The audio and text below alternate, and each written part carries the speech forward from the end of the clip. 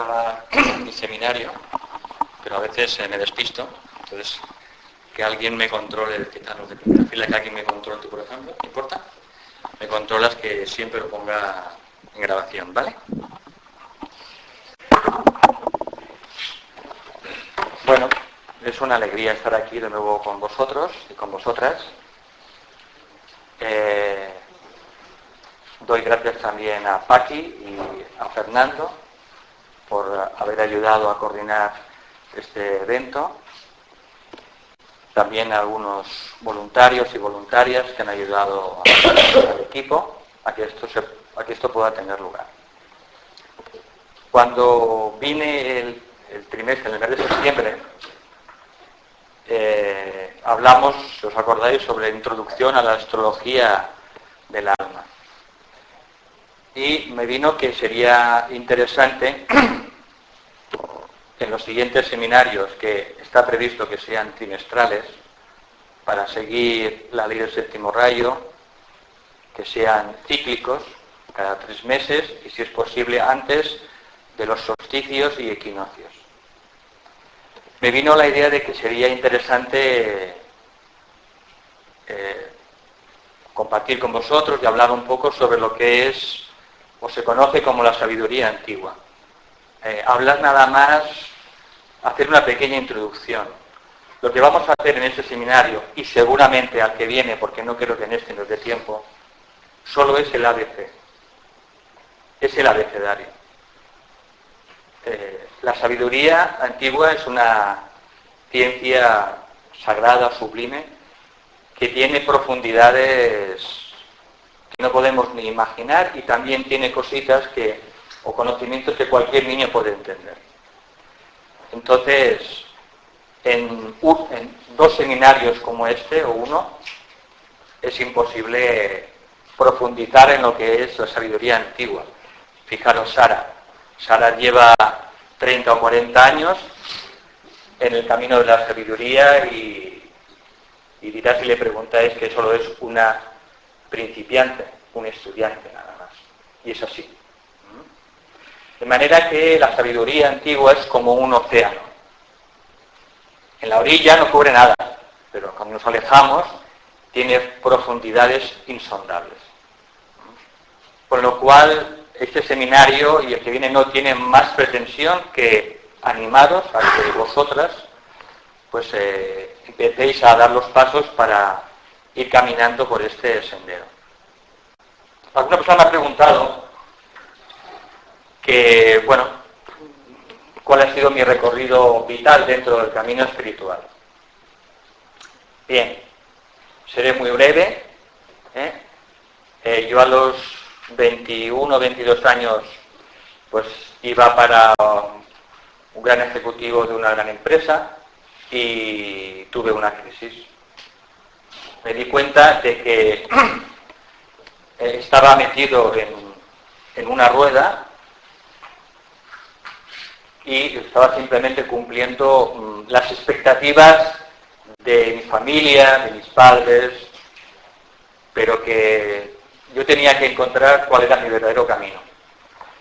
Entonces, después de esa crisis importante, pues automáticamente me vino el contacto con la Sociedad Teosófica. Es una escuela esotérica que tiene ya más de un siglo en el planeta, fue fundada en el año 1875 por Blavatsky y por Olcott. Entonces me vino aquello, empecé a descubrir grandes cosas, grandes verdades, intuía que aquello era el camino de la sabiduría, y al mismo tiempo me fui encontrando con personas que ejemplificaban aquello que enseñaban. Personas muy comprometidas, muy honestas y comprometidas en el servicio a los demás. Entonces aquello, pues a mí me estimuló, entendí que me habían dado una oportunidad para dar el siguiente paso en mi vida, y al poco tiempo me invitaron a que diera charlas. No sé cómo me vi implicado en esas actividades, pero poco a poco empecé a dar conferencias. Y así pasaron pues 8, 9, 10 años, hasta que seguí estudiando las enseñanzas teosóficas, empecé a estudiar los libros de Alice Bailey, me hice estudiante de la Escuela Arcana, estuve 6 años con el entrenamiento de la Escuela Arcana, y después de esos 6 años de continuar estudiando y enseñando teosofía, estudiando las enseñanzas del tibetano, del maestro Balkul, pues conocí a un personaje que venía de India, que se llamaba Kumar. Nos invitaron a que, si queríamos, podía dar un seminario de fin de semana en el año 1988. En el año 88 invitamos un grupo de Barcelona, que éramos un grupo en relación con las enseñanzas de Alice Bailey, que se llamaba el Instituto para la Síntesis Planetaria, que tenía como misión desarrollar los 10 grupos simientes, de los que habla el tibetano en sus libros. Y es un grupo que tiene la sede en Suiza. Entonces nos dijeron que podíamos, si quería el grupo del Instituto para la Síntesis Planetaria, podía pues, tener un seminario gratuito pues, con Kumar, una persona de India. Y dijimos, de India, a ver si nos viene con turbante, a ver, Pero como nos venía recomendado por una persona de confianza, dijimos, bueno, pues sabrán a quién invitamos. Espero que no sea pues una persona sectaria, con turbante, y que empiece ahora aquí a armar la de Dios. Bien, pues hicimos ese seminario, era una incógnita esta persona Kumar, y durante el fin de semana pues habló sobre la espiritualidad en la vida diaria. Cómo aplicar la sabiduría y la espiritualidad a cada momento del día. Bueno, de entrada pues vimos, el grupo éramos 30 o 40 personas, vimos que simplemente era lo mismo que la mayoría de nosotros había estudiado y practicado durante años, que era las enseñanzas teosóficas, las enseñanzas de Alice Bailey, pero le daba un punto más, un aire nuevo. Después de ese fin de semana, mi vida cambió. Y como mi vida, la vida de unas cuantas personas de ese grupo que lo organizamos.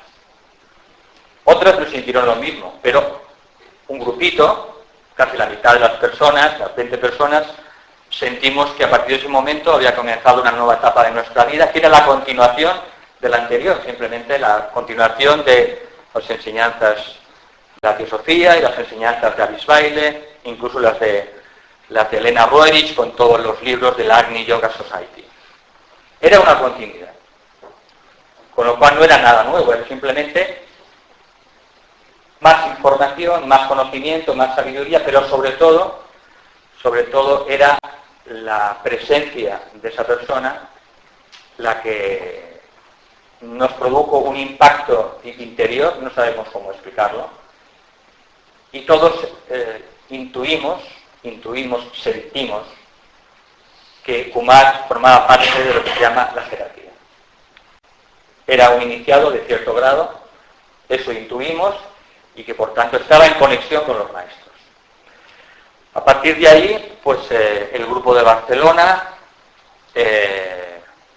entró en crisis, se separó una parte del grupo, formamos otro grupo, el World Teacher Track, y a partir de ahí estuvimos en conexión con Kumar y con el grupo de India, y a partir de ahí, pues desde el año 88, estamos en ese camino. Hemos creado multitud de proyectos de servicio, porque si la sabiduría no se puede aplicar a mejorar el mundo, no sirve para nada. Entonces tiene que tener una utilidad práctica. Si se queda solo en el terreno mental y en el terreno de las ideas, eso al final solo produce congestión de cabeza. La sabiduría tiene que traducirse en mejorar las condiciones humanas. A partir de ese momento, pues empezamos poco a poco a crear proyectos. Empezamos a crear una editorial, que en ese momento pues me han hecho responsable. Tenemos ahora más de 55 libros editados desde el año 90. Creamos una ONG de servicio que se dedica al cuarto mundo en Barcelona, que se llama Buena Voluntad en Acción, que ayuda a gente necesitada, da formación, da cursos de preparación para buscar trabajos y mueve hoy en día cientos de miles de euros. Todo para la gente necesitada de Barcelona. Creamos grupos de sanación. Esos grupos se reúnen en varias localidades de España los jueves y cada jueves se reúnen estos grupos de curación haciendo la práctica de sanación sencilla que Kumar nos enseña. Y como eso hay multitud de proyectos y servicios que hemos ido creando a lo largo del tiempo. Esta es un poco mi trayectoria. Si alguien tiene alguna duda o quiere preguntar algo, pues que lo pregunte ahora y si no ya no repetiremos más este tema. Cuando dices el cuarto mundo, ¿qué se refiere? ¿A la gente necesitada? Es la gente pobre de Barcelona.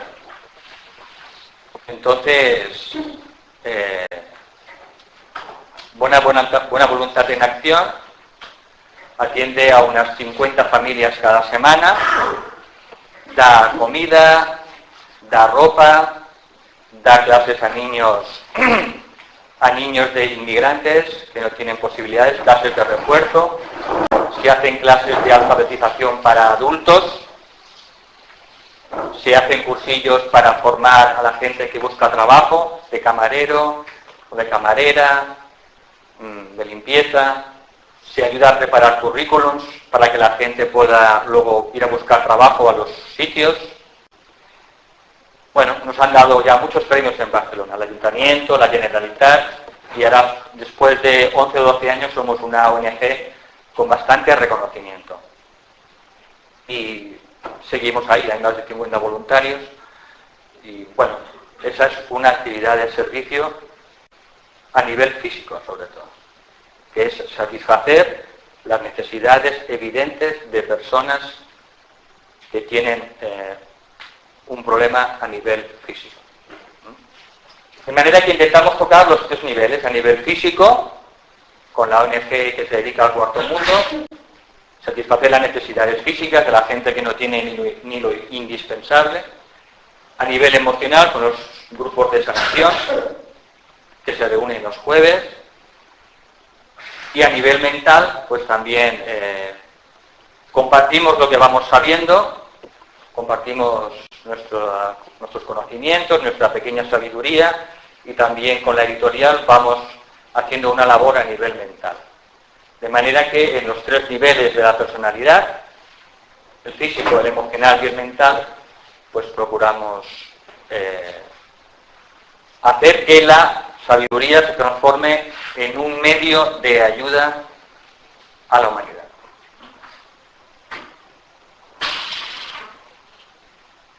Bien, ¿alguna pregunta o alguna duda? Antes de que entremos en materia. Se llama Buena Voluntad en Acción, Buena Voluntad en Acción. Sabemos que la energía de la buena voluntad, como sabe Sara, es una energía de las más poderosas del segundo rayo y por tanto adoptamos la energía de la buena voluntad, pero en acción. Porque la buena voluntad, si se queda en el mundo mental, no sirve para nada. Entonces, ¿estáis buscando buena voluntad mundial? No. Soy el país, muy contrario. Sí. Adoptamos el nombre de buena voluntad por la energía que lleva la buena voluntad. Que como sabe Sara, es la dimensión inferior de una gran energía que domina el universo, que se llama la voluntad hacia el bien. Esa voluntad hacia el bien que gobierna todo el cosmos se traduce en el mundo físico en la buena voluntad. Es el primer paso. Por eso adoptamos el nombre de buena voluntad en acción, porque si se queda en el mundo de las ideas, pues no funciona. Bueno, la ropa es lo más fácil de conseguir, porque hay gente que tiene ropa usada, se quiere desprender de ella, entonces la lleva a buena voluntad en acción, y la ropa es el menor de los problemas. El mayor de los problemas es la alimentación.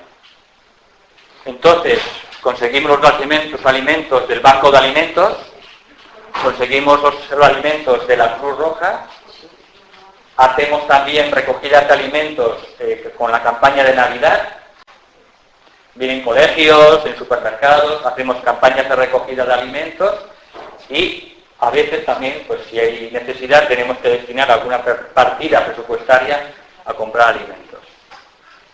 Y ahí conseguimos los alimentos. Banco de alimentos, Cruz Roja, campañas de recogida de alimentos en súper y en colegios, y por último algunas donaciones que las invertimos en alimentos. Tenemos 2 asistentes sociales para que escriben a todas las personas. Las ayudas nada más son trimestrales, porque no podemos mantener a una familia más de 3 meses, porque hay una cola de 500 personas detrás, con lo cual son intentar solucionar situaciones de emergencia. Máximo son cada 3 meses. Mientras, pues, les orientamos, les ayudamos para buscar un trabajo, los formamos, les damos cursos, hacemos currículos con ellos, buscamos trabajo en los periódicos, y entonces les facilitamos las cosas, porque lo ideal no es dar pescado, como sabéis, es enseñar a pescar. Y es lo que intentamos, en buena voluntad en acción. Tengo una página web, podéis buscar Buena Voluntad en Acción, Buena Voluntad en Acción, y veréis cómo funciona, y trabaja en el distrito de Pueblo Seco, que es un distrito con bastante inmigración, sobre todo pues del norte de África, pakistaníes, hay mucha inmigración, también sudamericanos, pero también hay nacionales, hay de todo tipo. Atendemos a cualquier familia en función de las necesidades. ¿Qué más? ¿Alguna preguntita? ¿Estás cómodo, Fernando?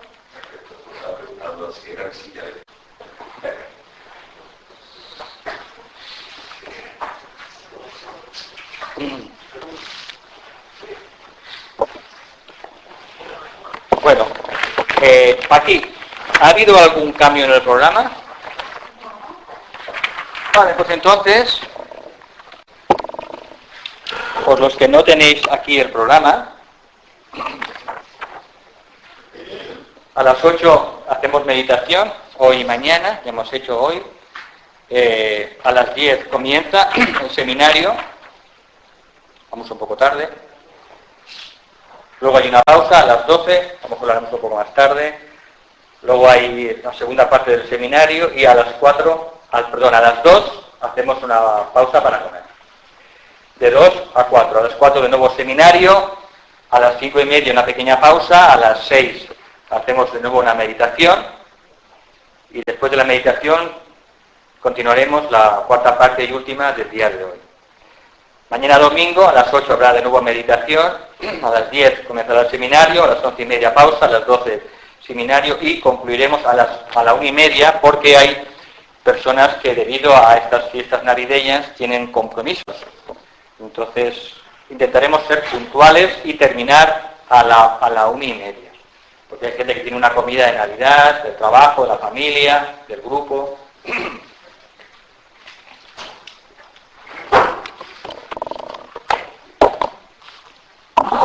Bueno, en el programa que se me ocurrió hacer sobre este seminario, Introducción a la Sabiduría Antigua, el primer tema era el universo multidimensional. Luego veremos la evolución de la vida y de la forma, la anatomía sutil del ser humano, la ley del renacimiento o la reencarnación, la ley de causa y efecto o la ley del karma, la vida después de la muerte, historia de la humanidad, historia oculta de la humanidad y los maestros y el sendero hacia ellos. Como digo, es el ABC. Pero es, bueno, quien tiene ya estos conocimientos, pues estupendo, porque puede seguir y refrescaremos algunos conocimientos. quien no tiene ni idea, pues es posible que esto le parezcan pues historias de ficción como de Asimov, ¿no? De ciencia ficción. Bueno, las personas que estamos aquí es que nos interesa la sabiduría. Si no, ya no estaríamos aquí. Entonces, en lo que aquí vamos a comentar, pues cada uno es absolutamente libre de quedarse con lo que quiera. Todo esto se puede tomar como una hipótesis de trabajo, sencillamente. No hay que creerse nada, ni quererme a mí, ni mucho menos. Se toma como una hipótesis de trabajo. Lo que sí hay que decir que esta hipótesis de trabajo, que es lo que se llama la sabiduría antigua o la ciencia oculta, o se ha llamado hace ya miles de años en la India la Brahma Vidya o la Gupta Vidya, o la sabiduría divina o la gnosis. Es decir, para esta sabiduría, este conocimiento, se le ha llamado de muchísimas formas, pero siempre es el mismo. Y es un conocimiento que uno puede, si tiene las ganas y lo siente, puede con el paso del tiempo ir experimentando este conocimiento. Por supuesto no todo, pero sí ciertas cosas que a uno le confirmen, le corroboren que esto es cierto. De manera que hacemos caso al señor Buda, que decía, no os creáis nada si lo oís o lo leéis, pasadlo todo por la razón, por la intuición y por vuestro corazón. Y si hay alguna cosa que os resuena y que os es útil, entonces seguirla. ¿De acuerdo?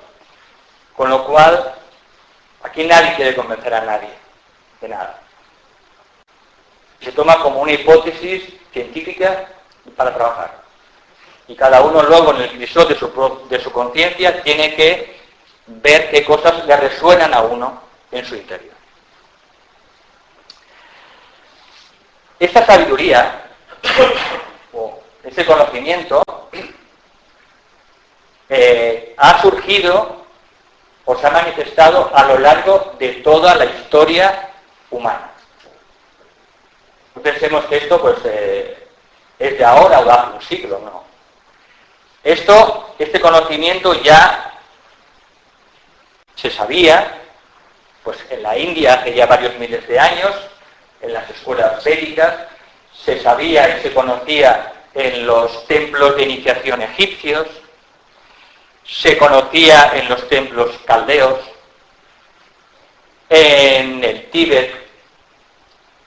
Este conocimiento estaba en muchos filósofos también occidentales, como Pitágoras, Platón, las escuelas posteriores, como los neoplatónicos y neopitagóricos, determinados místicos también expusieron esta misma sabiduría, este mismo conocimiento, de manera que a lo largo de toda la historia humana, en determinados momentos ha habido personajes que han transmitido esta sabiduría.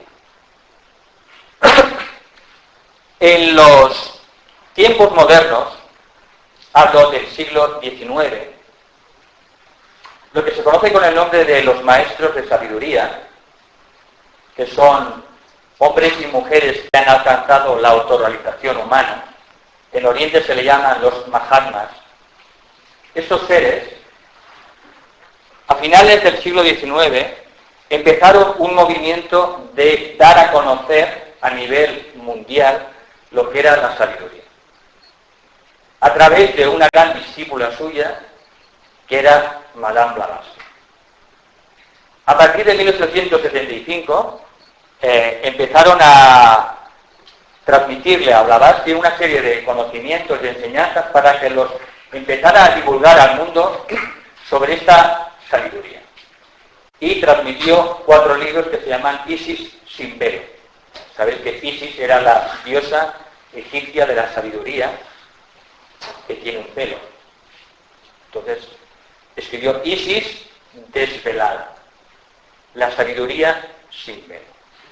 Y después escribió 6 libros extraordinarios, aunque complejos, que se llamó La Doctrina Secreta. En estos libros, ella transmitió el conocimiento que le revelaron los maestros, principalmente 2 maestros, el maestro tibetano y también el maestro Moria y el maestro Kuthumi. Y eran conocimientos que en ese momento eran absolutamente nuevos y revolucionarios. Habló sobre mitología, el significado de los mitos antiguos, el conocimiento de los símbolos, cuál era el significado de los símbolos que había utilizado la humanidad en todas las religiones y filosofías. Desveló el significado de esos símbolos. Por tanto, hay un libro entero de los 6 que es sobre simbología. Luego habló sobre antropogénesis, que es el origen del ser humano, desde el punto de vista de la ciencia oculta. Habló sobre cosmogénesis, el origen del universo. Y en esos libros fue desvelando muchos misterios de la historia humana, dándoles una nueva interpretación. Historias de iniciados, historias de maestros de sabiduría que habían pasado por la tierra. Habló sobre las razas humanas, la raza lemur, gigante, la raza atlante. Habló sobre grandes migraciones hacia diversos puntos del planeta para crear nuevas razas y subrazas que eran llevados por grandes iniciados o maestros, como Moisés, que fue uno de ellos. Moisés fue el maestro Moria en una encarnación anterior, para que lo sepáis. De manera que ha habido grandes personajes que hoy conocemos como los maestros de sabiduría, pero que en el pasado han sido las mismas personas, pero en diferentes encarnaciones. Y pensamos que han sido personas distintas. Han sido las mismas. Han sido las mismas, pero que encarnación tras encarnación han adoptado ciertos papeles dentro de la gran historia de la evolución humana. La transmisión de esa sabiduría siempre ha sido de la manera siguiente. Cuando un hombre o una mujer, mediante su aceleración espiritual, llega a ciertos niveles, ese ser humano empieza a desarrollar lo que se llaman habilidades espirituales. Habilidades espirituales. La intuición, la clarividencia emocional, la clarividencia mental, la clarividencia espiritual y la lectura de los registros acásicos, que es lo que se llama la memoria de la naturaleza. Todo lo que sucede en el universo físico queda registrado siempre en lo que se llaman los archivos acásicos o los anales acásicos. La naturaleza en sus dimensiones más sutiles es como un gran vídeo. Todo queda grabado. De hecho, el vídeo que tenemos es simplemente una copia de algo que siempre ha existido en la naturaleza. Todos los inventos que vemos, Internet y todo, simplemente es inventos que recogemos de algo que ya está inventado en la naturaleza. Y de repente un investigador se apropia de una idea y dice, mira, he descubierto el Internet. No, el Internet hace millones de años que ya está en el planeta. Solo que lo utilizaban nada más algunas personas. Entonces, esos hombres y mujeres iniciados del planeta, en sus investigaciones, fueron escribiendo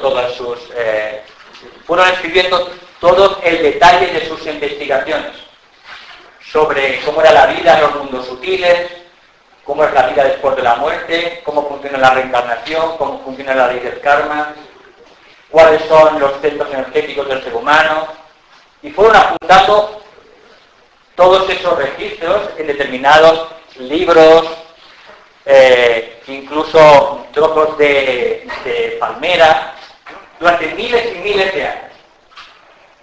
Y cuando los iniciados se encontraban, cotejaban todas esas informaciones. Solo se admitía cuando todas las informaciones eran iguales. Si un iniciado veía algo en los mundos sutiles y otro iniciado no lo corroboraba, eso se desechaba. De manera que ese registro de los anales de los grandes iniciados se fueron apuntando y cotejando. Y eso es lo que luego constituyó el corazón de lo que llamamos la sabiduría antigua o la sabiduría eterna o la sabiduría oculta. ¿Alguna preguntita más? ¿Alguna duda sobre el origen de todo esto? Bien.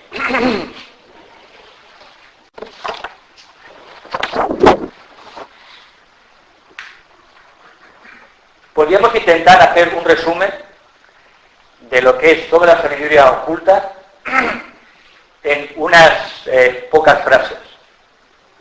Serían como las semillas que luego pueden desplegar todas las cosas. Entonces vamos a intentarlo para que en 10 o 12 puntos tengamos un resumen súper resumido. El primer punto dice: el universo manifestado tiene sus raíces.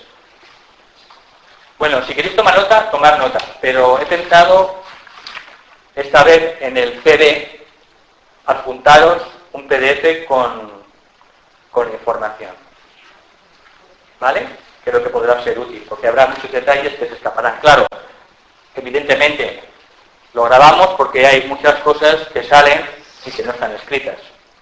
Pero lo que es el guión o la estructura del seminario lo tendréis también por escrito en PDF, ¿de acuerdo? Entonces dice, el universo manifestado, que es lo que vemos, tiene sus raíces en un principio eterno, ilimitado, inmutable, siempre inmanifestado.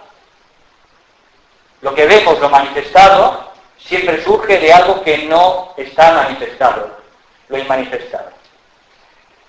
A eso se le designa como lo absoluto, como la consciencia del fondo, como la fuente, como para Brahman, si Dios es Brahman, más allá de Dios, más allá de Brahman. O, en términos coloquiales, la pizarra. ¿Os acordáis de la clase anterior que dijimos? Aquí podemos ver una persona, podemos ver pues un animal, podemos podemos ver un planeta, Júpiter, podemos cualquier cosa que se os ocurra. Esto tiene su existencia porque hay una pizarra. Y dentro de la pizarra podemos escribir infinidad de cosas. Pueden aparecer en la pizarra infinitas cosas, seres, animales, personas, pero siempre tenemos la pizarra. Solamente nos olvidamos de la pizarra, y solo vemos pues las cosas, ¿no? O los seres. Esto a veces estos seres o cualquier cosa en el universo se manifiesta en la pizarra y esto a veces no está. Pero la pizarra sigue existiendo. Y sobre aquí podemos dibujar infinidad de cosas. De manera que la pizarra siempre existe. Y esto es lo absoluto. O la fuente. Y sobre aquí aparecen todas las cosas y aparecen todos los seres del cosmos. Esta es la primera realidad dentro de la sabiduría antigua. Y nos dice, esta consciencia del fondo, este absoluto, es el núcleo más íntimo cualquier ser o cosa creada. De manera que dentro de nosotros tenemos a lo absoluto. Por eso cuando se afirma que todo es divino, porque en su núcleo más interno existe una chispa de la divinidad, está aludiendo a esto. Porque detrás de todo está siempre lo absoluto, el ser supremo. Cuando esto empieza a manifestar todo el universo, es cuando ya aparece Dios. Aparecen los citarrayos, aparecen los globos cósmicos, las galaxias, pero todo eso aparece incluso Dios, el creador del universo, porque hay algo que está más allá de él. ¿Se entiende esto? Es difícil entenderlo con la mente, pero sí que podemos, a través de las analogías y los ejemplos, podemos hacernos una pequeña idea. Luego dice el segundo punto. Cuando el universo entero empieza a nacer y a manifestarse, lo hace en forma polar, como la luz, como el positivo y el negativo. Aparece lo que se llama el espíritu y la materia. En la filosofía hindú se le llama Shiva y Shakti. En la doctrina secreta se le llama el principio padre y el principio madre. Se le llama Purusha y Prakriti. Son dos realidades que nacen cuando el universo viene a la manifestación. Puede ser el yin y el yang. Son los dos principios polares que gobiernan todas las cosas. Tercero, de esta tríada, de estas tres cosas, nacen entonces todos los universos que aparecen y desaparecen en un ciclo interminable y eterno de manifestación. Es como el sístole y el diástole del corazón. Aparece un universo, se expande y se contrae. Y todo se sabe que nace a partir de un punto, del punto cero. Y aquí nace el Big Bang, el universo se expande y llega un punto en el que el universo llega a un punto de expansión y entonces empieza a contraerse de nuevo. Y todo vuelve a su origen, a un solo punto. Por tanto, los universos aparecen en un ciclo interminable de expansión y contracción. Sístole, diástole. Sístole, diástole. Y ahora nos encontramos en un universo X que está todavía en periodo de expansión. Llegará un punto, dentro seguramente de miles y miles de años, que empezará a contraerse. ¿Qué? El Big Bang. Sí, el Big Bang era la expansión. Sí. El Big Crunch es la teoría de la contracción. Sí. Eso ya lo decían los antiguos hace ya más de 10.000 años. Me refiero que los antiguos a veces pensamos que eran un poco tontos, ¿no? Bueno, sí, a veces que sí, pero otras veces no. Otras veces en algunas cosas nos superaron. En ciertos conocimientos nos superaron. Incluso en conocimientos científicos. Cuando hablemos más adelante de la historia oculta de la humanidad, veremos que los atlantes, en la raza cuarta, en la Atlántida, llegaron a desarrollar tecnologías que todavía nosotros no hemos desarrollado. Por tanto, dicen que en realidad no hay nada nuevo bajo el sol. Solo que dependiendo del momento histórico, la sabiduría se va revelando y va tomando una forma u otra, pero esa sabiduría es tan antigua como la Tierra.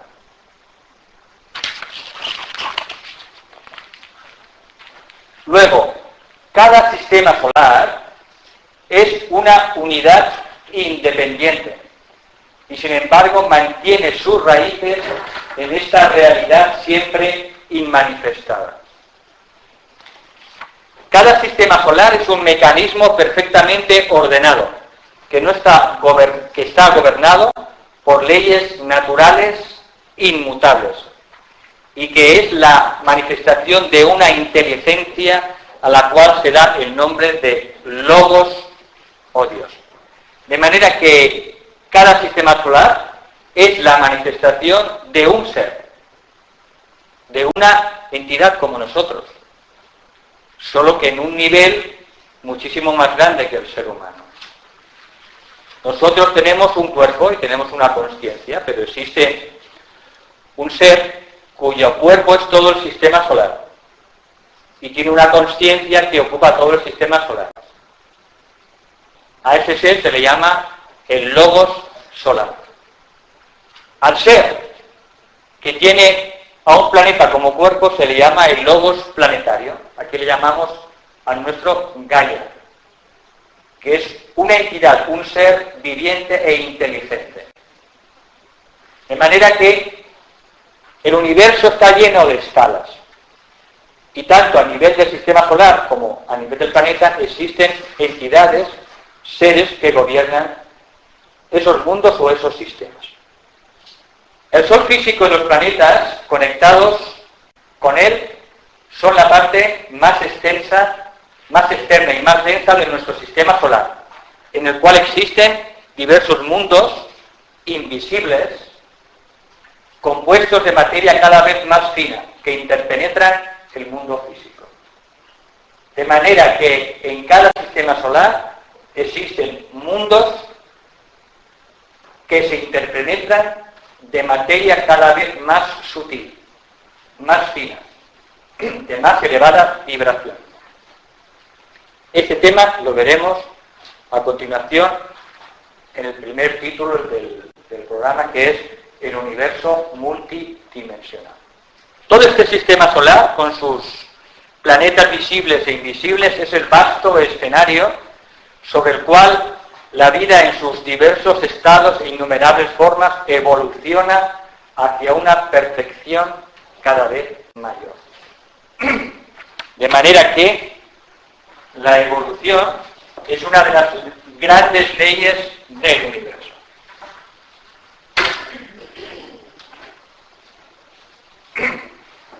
Y la evolución tiene forma de espiral. Una espiral siempre ascendente. De manera que todo va evolucionando. Los seres, las formas, todo va evolucionando. La humanidad, sus civilizaciones, todo va evolucionando porque es una ley del universo, del cosmos. Esto ya despeja muchas dudas, porque hay personas que dicen, bueno, a lo mejor resulta que en la próxima vida pues seré un gato o un insecto. Esto contradice directamente la ley de la evolución. Cuando uno ya pasa al estadio humano, seguirá siendo humano hasta que llegue a través de la evolución al siguiente estadio superior, que será el estadio suprahumano. Pero no podemos ir hacia atrás. Igual que cada día es la continuación del día anterior. Yo no puedo volver hacia atrás los días. De manera que la ley de la evolución es una ley del universo y una ley muy importante. Todo este asombroso proceso tiene lugar de acuerdo con un plan. Que todo vaya evolucionando tiene un plan. No es algo casual ni caótico, sino que todo sigue unos planes. Es lo que se llama en la sabiduría el plan divino, el plan de Dios.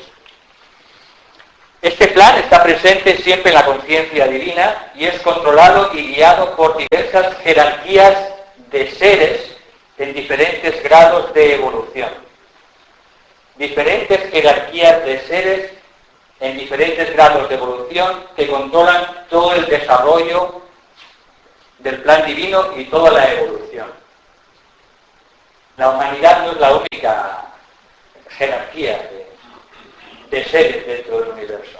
hay otras jerarquías de seres.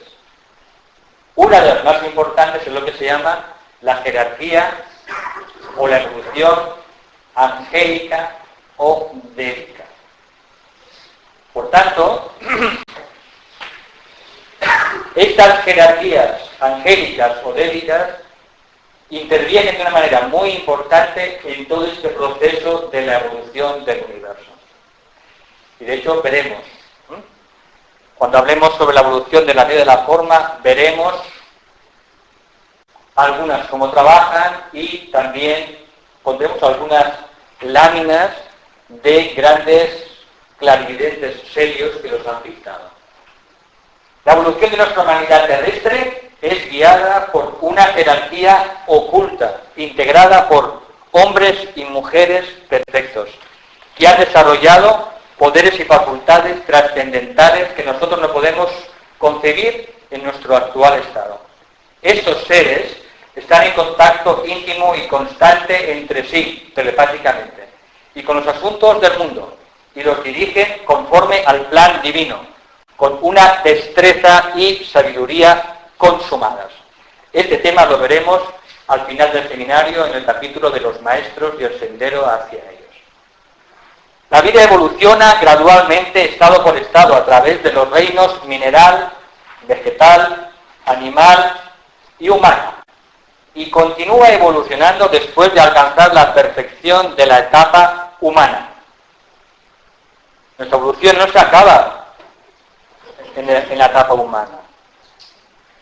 Igual que venimos del reino animal y fuimos todos, sin excepción, semi-animales y animales, ahora nuestra conciencia está pasando por la etapa humana y en un futuro lejano evolucionaremos más allá del estadio humano. Entraremos en la etapa de evolución suprahumana.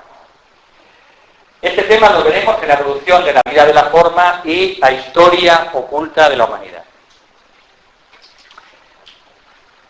Todo ser humano es divino en esencia y contiene dentro de sí todas las potencialidades y todas las cualidades que asociamos a la divinidad. Pero en estado germinal, en estado latente. Eso tiene que desenvolverse e irse desarrollando con el paso del tiempo, vida tras vida. La composición del ser humano, sus diferentes cuerpos, tanto mortales como inmortales, todo esto lo veremos en el apartado La anatomía sutil del ser humano. El desarrollo de todas estas cualidades y poderes latentes dentro del ser humano se logra mediante el proceso de la reencarnación. Un alma encarna una y otra vez en diferentes países y bajo diferentes circunstancias para obtener todo tipo de experiencias humanas. Y eso lo veremos en el tema la ley del renacimiento o reencarnación.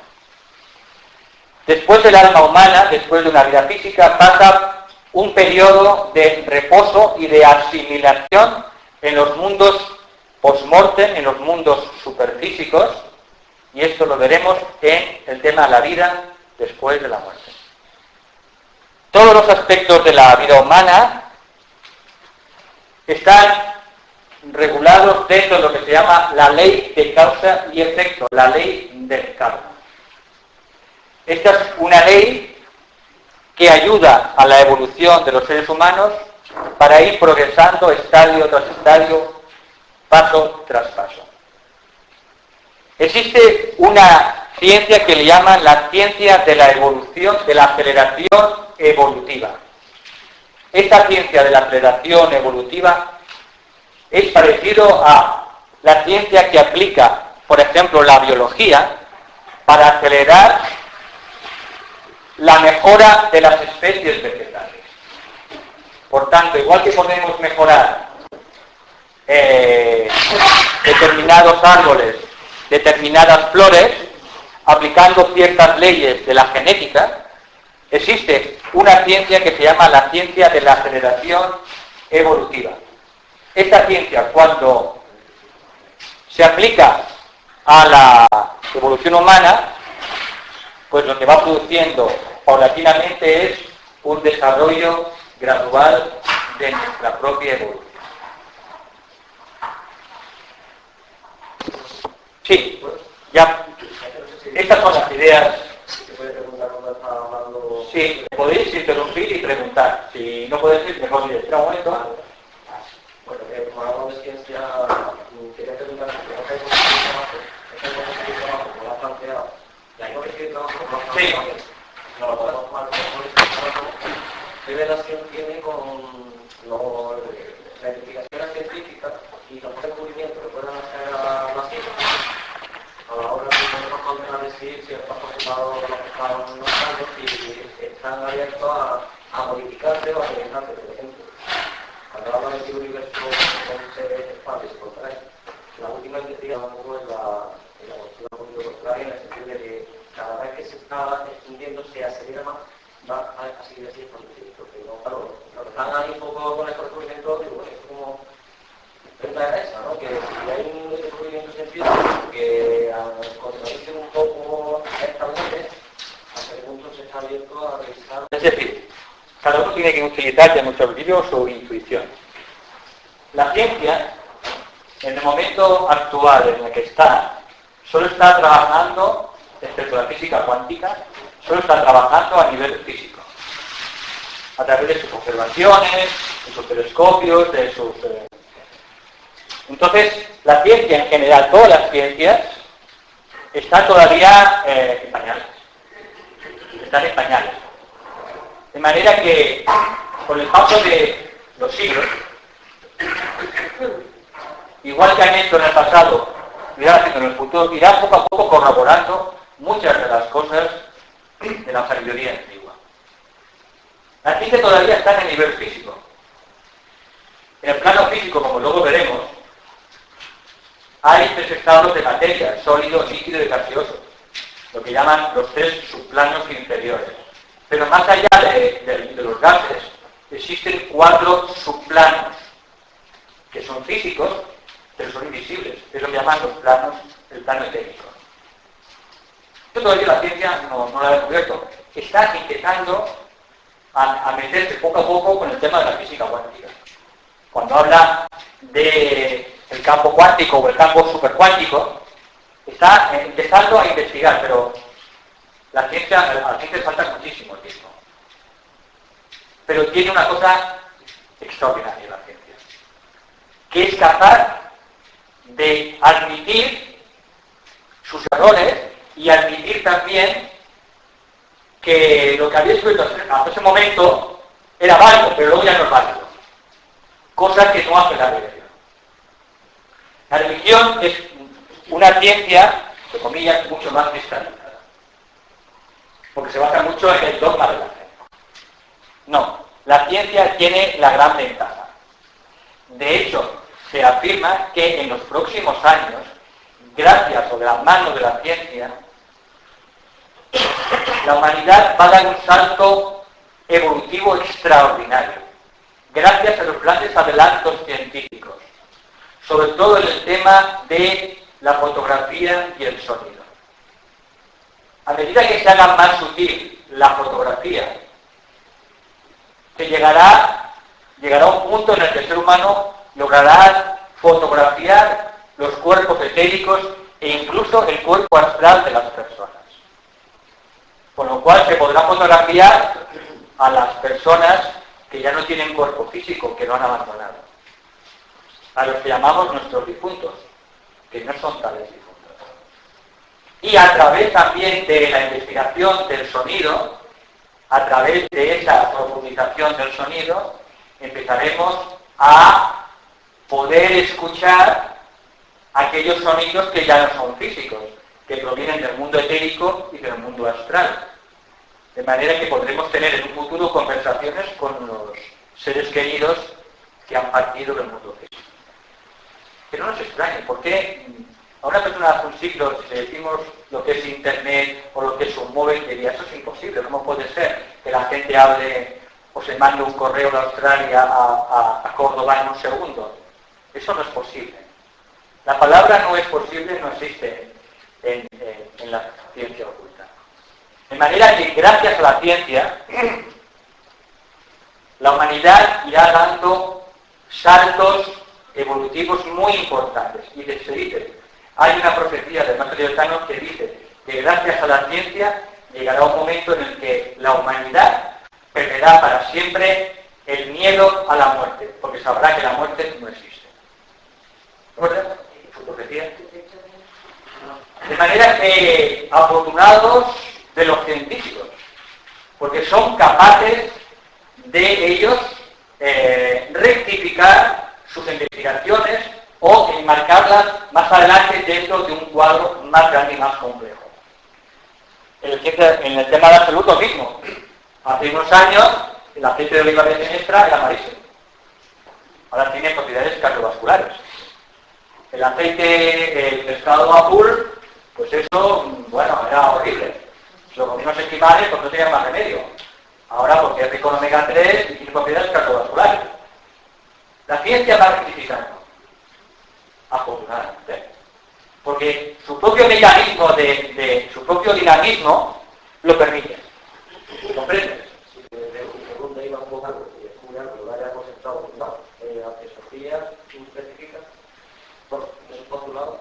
Por ejemplo, que acabas descubriendo que el universo no se contrae, ahora mismo hay evidencia que se sabe capturar. De hecho, se constata de que no se contar que esa flexibilidad para rectificar lo mismo que la ciencia tiene. Tiene flexibilidad en los detalles, pero no en las verdades esenciales. Si durante miles y miles de años los iniciados de todo el planeta han llegado a las mismas conclusiones, y lo que han visto en los archivos acásicos durante miles y miles de años coincide, la ciencia tiene... La ciencia dice que la Tierra no se moría. Entonces, bueno, por eso decimos al principio que uno tiene que tomar la sabiduría antigua como hipótesis de trabajo y uno tiene que, por supuesto, pasarla por su raciocinio, por su intuición y también estar al tanto de las investigaciones científicas. Los mejores científicos del planeta, los más grandes científicos del planeta, son los maestros. Son los maestros, porque no se creen nada por ser. Ellos investigan. Pero claro, no solo investigan el nivel físico, investigan todos los niveles y todos los mundos. Investigan el mundo astral o de deseos, investigan el mundo mental, investigan el alma humana. Un iniciado puede ver el alma humana, su alma inmortal. Puede seguirlo, una vez que ha dejado el cuerpo físico que ha muerto, puede seguir su proceso, puede hablar con esa persona. Y eso, el iniciado lo hace no desarrollando el instrumental físico, no perfeccionando los telescopios y microscopios, que es perfeccionar algo externo a ti. Los iniciados lo que hacen es desarrollar sus propios instrumentos internos, sus sentidos internos, desarrollar sus sentidos sutiles, como veremos ahora en la primera lección. Porque nuestros 5 sentidos, debido a que solo captan una gama de vibración, son tan limitados que nos asombraremos a continuación cuando veamos lo poco que escuchamos, lo poco que vemos, lo poco que olemos, lo poco que sentimos. En toda la gama de frecuencias del universo, somos niños de pecho. No vemos nada del universo entero. Solo captan nuestros sentidos unas frecuencias muy pequeñitas. ¿Dónde están los rayos cósmicos, los rayos gamma? Eso vemos. Los rayos X, las ondas de radio, las ondas de televisión. Es que lo vemos eso, ¿acaso? Pero están por aquí circulando, nos están atravesando. Hasta un perro oye más que nosotros, con el silbido ese famoso. ¿Qué olemos algo cuando un perro huele 40 veces más que nosotros? Que puede un perro detectar un cáncer al instante. Nuestros limitados, nuestros sentidos son tan limitados que da pena. Es lo que hay, claro, es lo que hay. Es lo que hay. A nivel físico. Pero es que el ser humano tiene sentidos que puede desarrollar progresivamente. Sentidos en el mundo etéreo, en el cuerpo etérico, sentidos en el cuerpo astral, sentidos en el cuerpo mental y sentidos en el alma. Todo eso a medida que se va desplegando y se va desarrollando, porque hemos dicho que todos los tenemos, sin excepción, pero están en estado germinal, en estado latente, como una semilla. Eso puede crecer, ya ha de crecer, con el paso del tiempo. Cuando eso crece, entonces es cuando se pueden hacer las verdaderas investigaciones en su más amplio sentido. Por eso se dice que un maestro es el científico más grande que existe. Él no se cree nada, lo investiga. Investiga el mundo físico y luego investiga los mundos sutiles. Pero sigue el método científico, un maestro, y eso es lo que te quería decir. Por eso dice que son los mayores científicos, porque es que a ellos te la fe tu gurú, ¿es trompeta? No, ellos investigan. Pero en una dimensión que hoy en día se nos escapa. ¿De acuerdo? Y cuando los frutos de esas investigaciones sutiles las cotejan durante miles y miles de años en todas las culturas y en todas las civilizaciones, porque ellos se encuentran y además están conectados telepáticamente. Cuando ellos cotejan y corroboran todas esas investigaciones, todo lo que es idéntico, entonces se le concede el honor de decir, esto forma parte de la sabiduría antigua. Lo que no, fuera. Si alguien ve algo en el registro acásico de la vida de Jesús y no coincide con los demás, fuera, desechado. Todos los detalles que coinciden se toman como buenos. Entonces, hay que seguir el camino científico. Pero ojo, no solo con la mente, porque la mente también es limitada. Por eso, un ser humano, a medida que evoluciona, lo que hace es desarrollar la mente, pero también desarrolla las cualidades del corazón. Si esto crece a expensas del corazón, tenemos la sociedad actual que hemos montado. Cuando esto ha crecido a expensas del corazón. Entonces, cuando desarrollamos una ciencia sin conciencia, tenemos lo que tenemos hoy en día. Por tanto, hay que desarrollar un equilibrio entre el desarrollo de la mente y el desarrollo del corazón. Y cuando se logra esta fusión entre la mente y el corazón, y cuando el ser humano es capaz de amar con la cabeza y pensar con el corazón, porque ha producido la fusión, entonces tenemos el mago blanco, un iniciado, un hombre o una mujer que encarna la sabiduría y que es una persona que cada día es más feliz. Todo el mundo estamos buscando la felicidad. Decidme ya que busca la felicidad. Todo el mundo buscamos la felicidad. ¿Por qué? Porque es que sentimos y intuimos que hemos nacido para ser cada día más felices. Pero claro, cada uno busca la felicidad a su manera, a través del ensayo y error, y vemos que a veces esto no funciona y hasta que uno va conociendo que las leyes naturales, las leyes que gobiernan todas las cosas. Pues las leyes de la naturaleza, las leyes naturales son ni más ni menos las autoridades. Pero uno las puede comprobar con el paso del tiempo. Se adoptan como hipótesis de trabajo y luego cada uno mediante su propio esfuerzo interior, mediante su intuición, mediante, si le gusta, el trabajo de meditación, mediante el estudio de estos temas, mediante el servicio y la ayuda a los demás, y mediante la construcción del carácter. Uno tiene que pulir su carácter.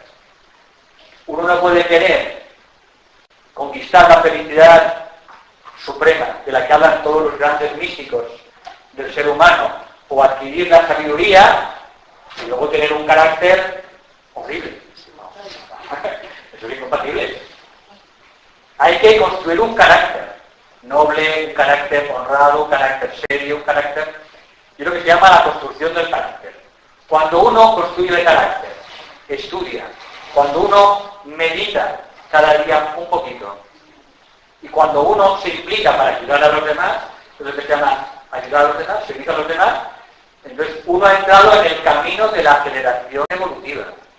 Y ahí empieza poco a poco a desplegarse ciertas capacidades o ciertos sentidos que poco a poco nos irán confirmando todo lo que afirma la sabiduría de la vida. Entonces es un camino de fe. Pues el camino de fe es la religión. Y la humanidad ya ha llegado a un punto en el que ha traspasado ese punto. Las religiones son como las dos líneas que utilizan los niños para aprender la caligrafía, ¿no? Y que no se desmanden, ¿no? Entonces, papá, mamá, como tienen las líneas, pues entonces las religiones ayudan para que el ser humano pues tenga una guía y que no se desmande. Pero cuando un alma ya ha crecido internamente, siente que no es suficiente la religión. Necesita, volar, escribir y volar. Pero entonces necesita algo más que la religión. Y entonces, ese otro algo más es lo que se llama el camino del ocultismo, el camino del esoterismo, el camino de la sabiduría. Tiene muchos nombres, no importa. Es el camino de la experiencia propia y personal. Que no me cuenten cuentos chinos. A mí lo que me cuenten yo lo quiero experimentar. Y se acabó. Puedo tomar las cosas como hipótesis de trabajo. Un tiempo, hasta que yo poco a poco las voy experimentando. Pero un camino que no ofrece experiencia no sirve para la humanidad infantil. ¿Por qué? Porque lo que uno vive y experimenta, eso no hay nadie que nos lo pueda tirar. Si uno tiene una experiencia post-mortem y en el quirófano se ha quedado 5 minutos de muerte clínica y ha salido del cuerpo en el quirófano y ha tenido experiencias, ya ha visto a su padre, a su madre, a sus hermanos, a 20 o 30 kilómetros, ha hablado, los ha visto, sabe lo que estaban haciendo en ese momento, en el momento del paro clínico, sabe cómo iba vestido, vuelve al cuerpo a los 10 minutos o 5 minutos y le dice a los médicos que eso es imposible, es que dirá, los médicos dirán lo que quieran, pero yo he tenido esa experiencia y yo sé lo que he visto. Sabe que es real. Por tanto, al final la experiencia es lo único que produce la verdadera transformación humana. Lo que vivimos en nuestra carne. Por eso, el camino de la salud es un camino de experiencia. Un camino de experiencia. Sí. Entonces, cuando tú afirmas que la ley de evolución siempre es hacia arriba, siempre es ascendente, yo me pregunto que, por ejemplo, cuando estamos en el estadio humano, no todas las personas están interesadas en evolucionar, porque solo con el paso del tiempo no se evoluciona. Tiene que haber un interés, una inquietud personal para esa evolución. De hecho, aquí podríamos estar 800.000 personas, y sin embargo estamos 23 o 25. ¿Vale? Es decir, hay personas a las que... 30, no pagues su paga. Bueno, la gente ¿sabes qué? Es decir, hay personas que viven su vida de forma horizontal y yo creo que simplemente el paso del tiempo, del nacer, crecer, tener una familia y morirse, no les lleva a ningún tipo de evolución si no hay un trabajo interior. Sí, evoluciona.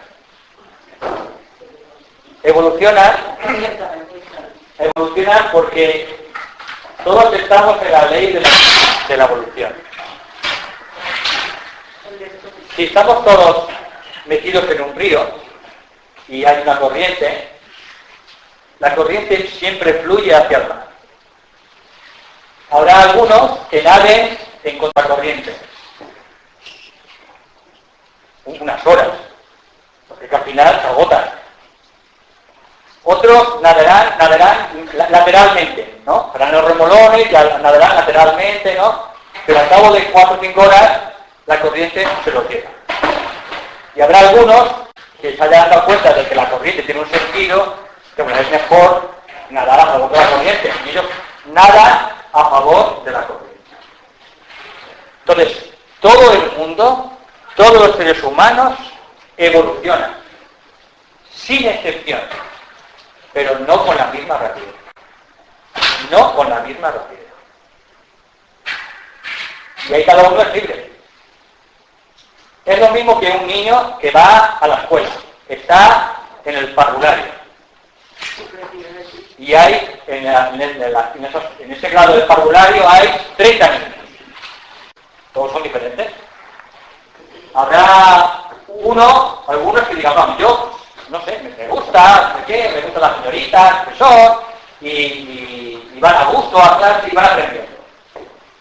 Otros pasarán el tema y no les encantará las asignaturas, lo que sea. Y habrá algunos, o algunas, que se dedican a meter el dedo en el ojo al vecino al lado para hacerle la puñeta, ¿no? Son los revoltosos o las revoltosas. Bien, estamos todos en la clase, y eso es lo bonito. Estamos todos en la clase. Cada uno hace lo que le da la gana. Puede lo que le da la gana a cada uno, porque somos libres. Eso es el libre albedrío. Pero uno no puede salirse de la clase. En la clase haremos lo que nos dé la gana. El libre albedrío. Pero en la clase no nos podemos salir. El libro no se pasa. Entonces, uno ahí en la clase hace pues lo que siente. El que estudia mucho y disfruta, ese pasará rápidamente al curso siguiente. Habrá algunos que tengan que repetir el curso. Pueden ser los peores, repetirán el curso. Pero no es problema, porque es que el repetidor, después de un año de repetición, al siguiente va a saltar al siguiente. Los alumnos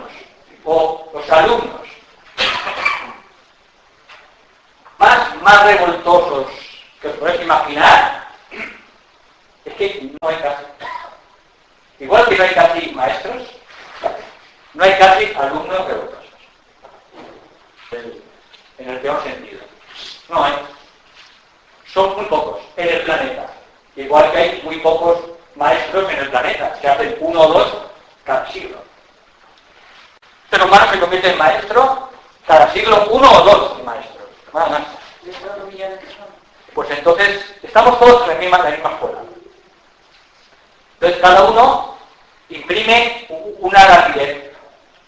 Y ahí sí que somos libres. Y todos evolucionamos, todos aprendemos. Porque si en alguna vida la personalidad es muy revoltosa, la personalidad termina sus días en el cuerpo físico y luego con lo que ha aprendido se lo lleva al alma, como veremos en el tema de la reencarnación, y el alma al final es la que destila lo poco que ha aprendido en esta vida, pero luego el alma tiene sus planes. Ha aprendido poco, por ejemplo, en esta siguiente vida voy a hacer que mi personalidad aprenda más y la voy a someter a un proceso educativo más fuerte.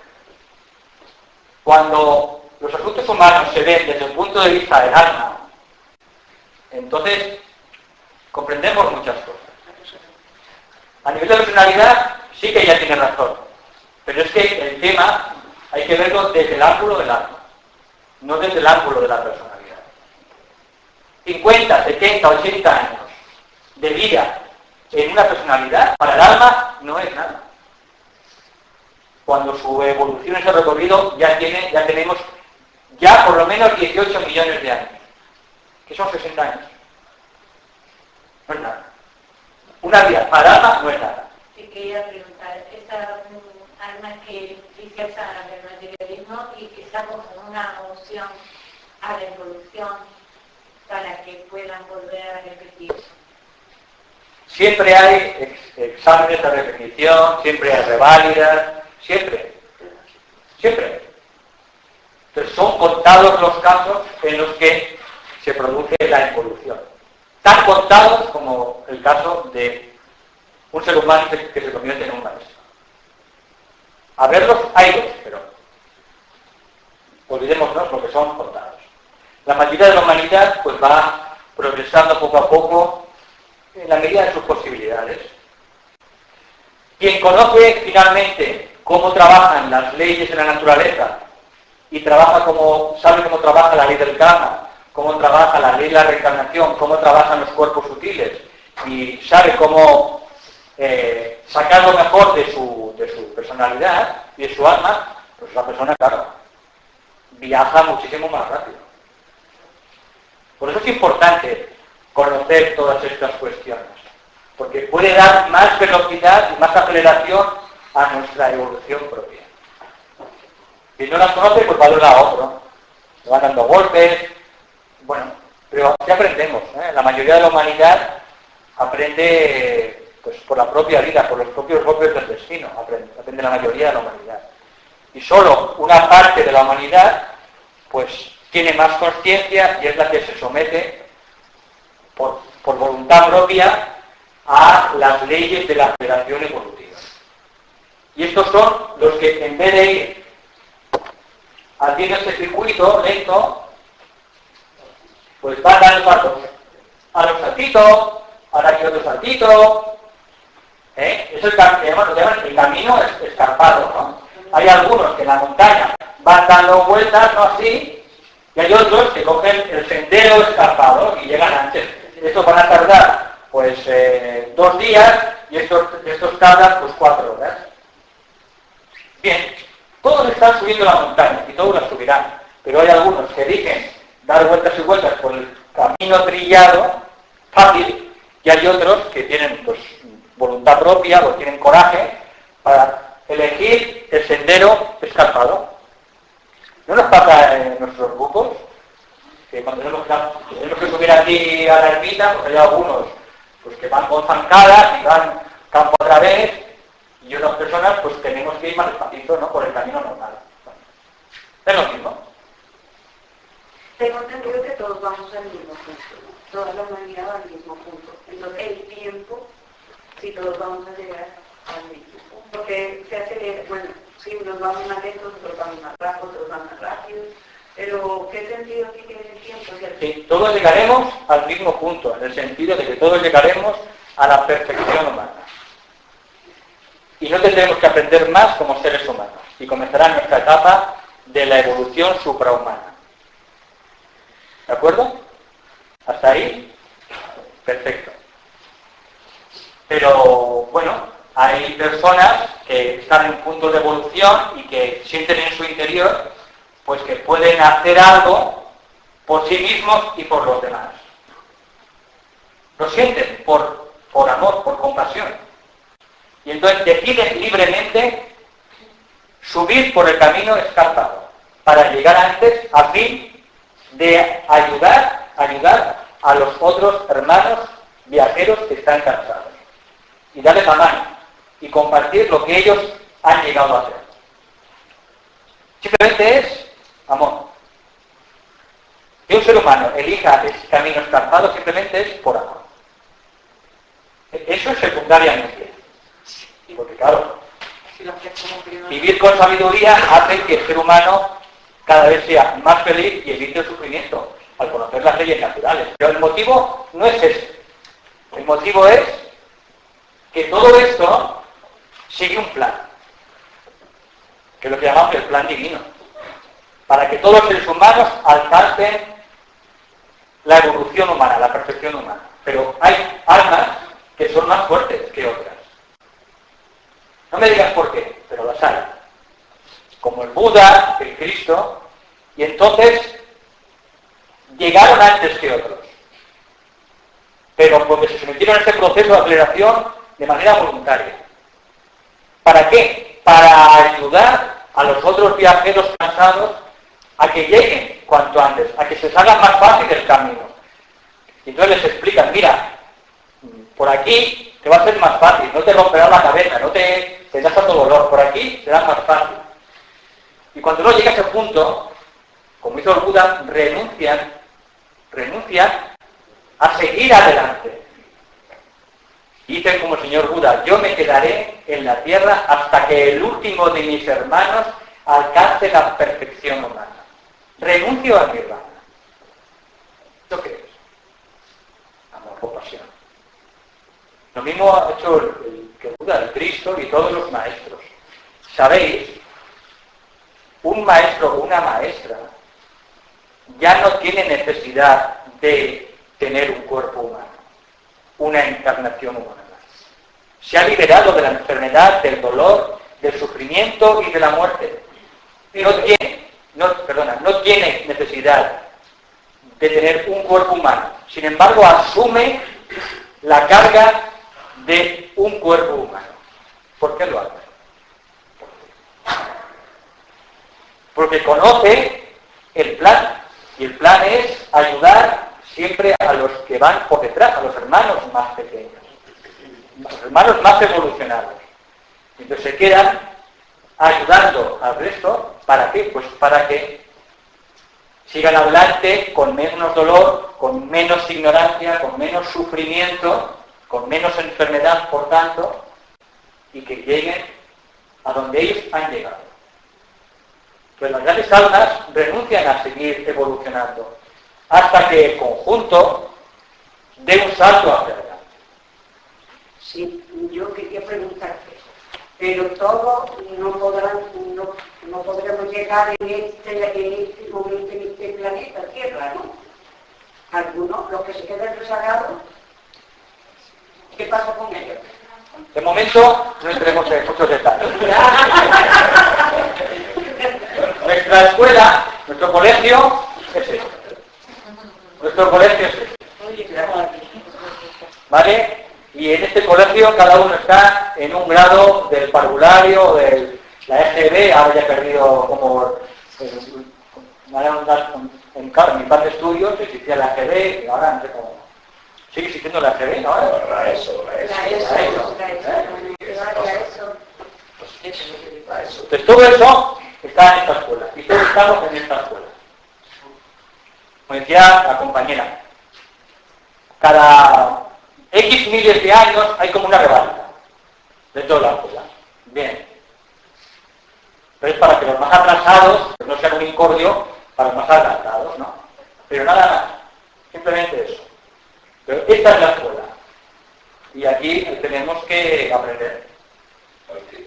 A ver, una palabra que dice eso, que es una grande que sí, normal que en relación a lo que dice de los rezagados, por eso Jesús se puso a lavarle los pies a los discípulos. Que son ejemplos que tenemos que ver en la vida de los maestros. Entonces, ellos llegan a un punto en el que renuncian a seguir evolucionando. Igual que cuando hablemos de la historia oculta de la humanidad, veremos un hecho que ha sido el más importante en nuestro planeta, que fue el descenso de los ángeles solares a nosotros. Cada uno de nosotros tiene un ángel solar que alcanzó la maestría perfecta en un universo anterior. Se ha unido a nosotros cuando éramos animales para que pudiéramos progresar. Solo cuando el ser humano alcanza la perfección humana, se encuentra cara a cara con su ángel solar y él se libera de ese gran sacrificio. Los seres que más avanzados están en el planeta y en el cosmos entienden la importancia del sacrificarse por los menos adelantados. Y así es como obra la naturaleza. La naturaleza obra de esa manera siempre servicial y dando a los demás seres. ¿Acaso la vaca da leche para ella misma? ¿Acaso el árbol frutal da frutos para que los coma ella misma? ¿Cómo obra la naturaleza? Siempre para los demás, para beneficiar a los demás. Entonces, los reinos inferiores siguen las leyes de la naturaleza. Pero el ser humano, al tener libre albedrío, hace lo que le da la gana. Porque todavía no conoce cómo trabajan las leyes naturales. Y es lo que tiene que aprender el ser humano. A conocer las leyes de la naturaleza para trabajar en favor de ella. En contra de ella. Entonces los maestros, cuando llegan a una etapa de su vida en que tienen que escoger los 7 senderos de servicio, hay los que se quedan aquí en la tierra, eso su evolución ya se queda... No. Ellos siguen evolucionando, aunque se hayan escogido el servicio aquí en la Tierra. Sí, siguen evolucionando, pero frenan algo su proceso. Lo frenan. Sí. Por el amor. Claro. ¿Maestros actualmente encarnados? Maestros encarnados, sí, hay 63. 63. ¿Hay nada por ejemplo? Yo no sé si será un maestro, pero los maestros de sabiduría, de eso hablaremos en el último capítulo, son hombres y mujeres que han alcanzado la perfección humana y que han elegido uno de los 7 caminos que se llama de la evolución superior, como decía la compañera, que es quedarse en el planeta teniendo un cuerpo físico. Ahí tienes algunos, tienes el maestro Kutumi, el maestro Moria. No es dice internado, ¿no? Sí, que estén físicamente con cuerpo físico. Todos ellos. Un maestro es alguien que tiene siempre cuerpo físico. Está vivo y Cuando no tienen cuerpo físico, Que podamos comer con él. podamos comer con él. Mejor que no comamos con un maestro. Porque yo seguro que nos desintegraría. Un maestro es una bomba de hidrógeno caminando. Porque la mayoría están retirados en los Himalayas, en los Andes, en los sitios más inhóspitos. Son seres que son radioactivos. Tienen tal poder que han alcanzado que son seres radioactivos. Tienen que hacer tremendos sacrificios para bajar su vibración, para estar, a veces con los discípulos. Mejor que no esté aquí comiendo un maestro con nosotros. Entonces los maestros, con mayúsculas, se sabe por sus discípulos algo de sus vidas, de lo que han hecho, dónde pueden estar, pero los maestros no caminan entre los hombres. Caminan los discípulos de ellos. ¿Se quieren añadir algo? Mejor tú mismo, compañero. Mejor tú mismo. Claro, hombre. Cualquiera puede ser un discípulo de los maestros. Simplemente hay que ver lo que esa persona está haciendo. Por el árbol, por los frutos se conoce el árbol. Ver una persona qué es lo que está haciendo en la vida, por los demás. Ver el nivel de servicio, la esfera de servicio que hace una persona. Así podréis deducir el nivel de conciencia de esa persona. Quien es un discípulo, jamás lo dice. Y quien lo dice, no es un discípulo. Entre otras cosas, porque sabe muy bien un discípulo de los maestros que lo último que desea es enaltecer a la personalidad humana, al ego, que es su principal problema. Trabajan en el más absoluto anonimato.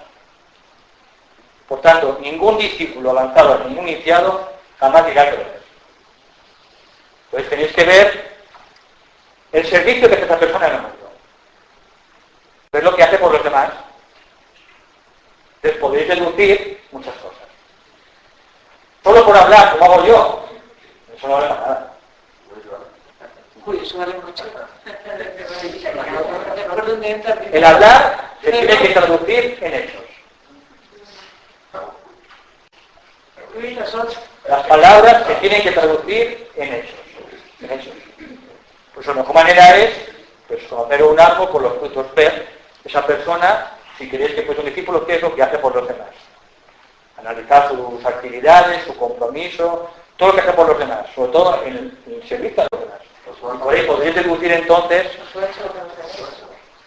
hay discípulos que están haciendo un gran servicio en el mundo y no saben que son discípulos. Sí, no saben que son discípulos. Porque el verdadero discípulo es siempre el alma humana. No es la personalidad. Es el alma humana. Y a veces a ciertos discípulos se les retira la memoria para que se focalicen completamente en la actividad en el mundo físico, en esa encarnación.